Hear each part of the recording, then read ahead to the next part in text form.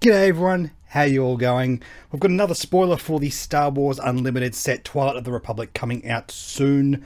Just the one card today. Also a bit more information from another FFG stream. They showed off some of the new art from the upcoming set, like Ventress and Trench, and these two clone troopers jumping through a window. Now I'm going to guess right here what this is, because this art reminds me so much of the magic card Raise the Alarm. I think it's going to be something very similar. I'm going to say it's heroic event, 4 resources, rapid reinforcements, create 2 clone trooper tokens. That's what I reckon this is going to be. I'm calling it right now. But the actual card that was revealed today was KOON. This is a 5 cost unit, cunning and heroic aspect, 3 power, 6 health, Force, Jedi and Republic traits, ambush, and also the ability coordinate, raid 3, meaning when you have 3 units on the board, this unit gains raid 3, which means it attacks for 3 more damage. So you can benefit off that raid 3 immediately if you already have 2 units when you play him, because he immediately gets to attack with ambush. And I really like this a lot. As I said when we had the first batch of cards revealed with Coruscant Guard, I think there is inherent downside with coordinate overall. We've got to see the cards that are going to be revealed, but it's so reliant on your own board state, and I just worry that your opponent has too much control over removing your units that it's going to be a bit of a feel-bad mechanic. I do like ambush on these cards though, because it means you can get immediate value out of them before your opponent has a chance to react. The cool thing about Plo Koon is he has ambush without coordinating. It just is a case where you have coordinate. The ambush is a little bit better because he can swing in for 6 at something and take down something massive. What I particularly like about this is the flaw, or the fail case, is actually pretty decent. He's a 5 cost 3/6 with ambush.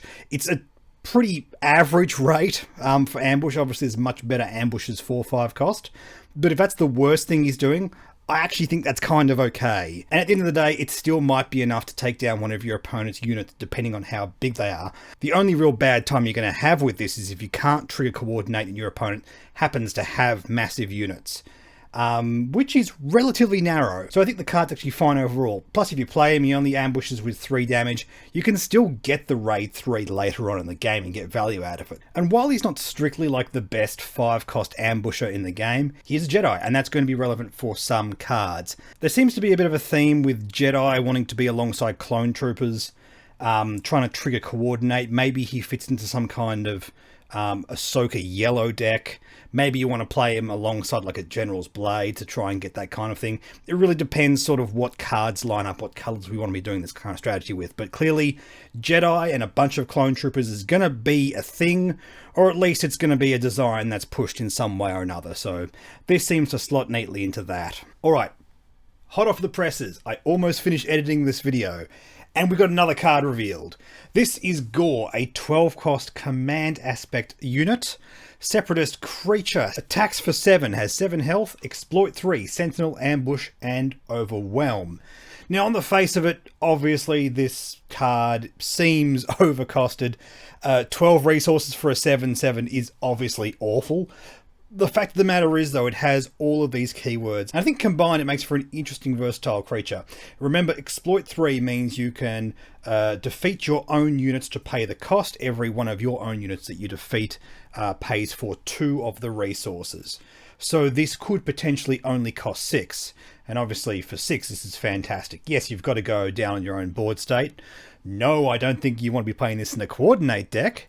But I think the versatility that's offered here, specifically things like ambush and sentinel together, I really like that little combination of things. Just comparing this to the other exploit cards we've seen, like a Sarge Ventress, the fail case on this, like paying a full 12 resources, I don't think is going to feel that good.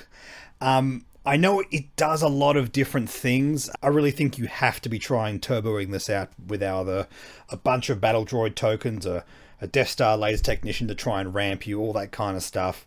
It's very, very interesting. I think we need to see the pieces that are going to make it work before we sort of pass final judgment on this. It's a very splashy card. It is a legendary card.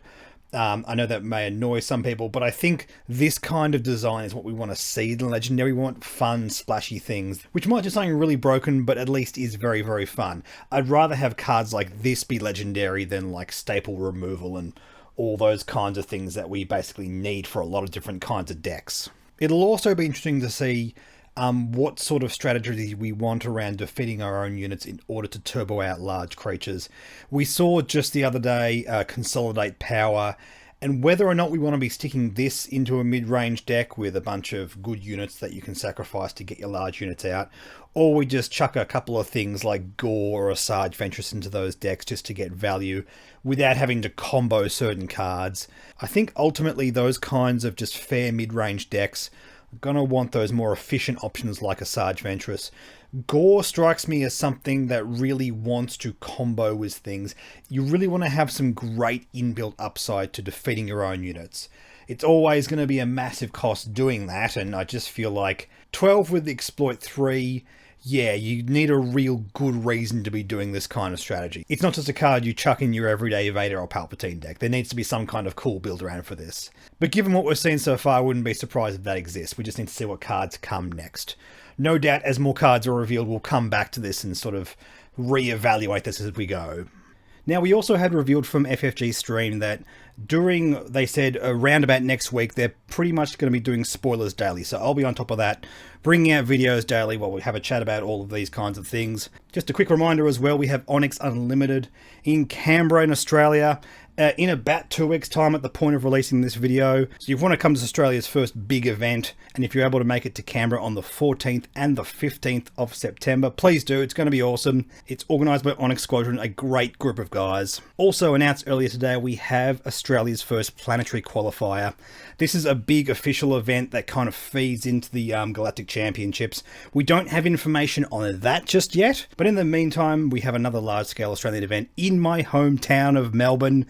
So that's going to be in October. I'll put the link for both of these events down in the description, but please, if you can, let's get the boots on the ground. Just show FFG and Asmodee that we can put out solid numbers, make sure we get solid stock, solid OP support so we can push this game forward. It's going to be really, really exciting, and I hope to see all of those events. In the meantime, thank you all so much for watching. Don't forget to jump on the Discord, free to access, no Patreon.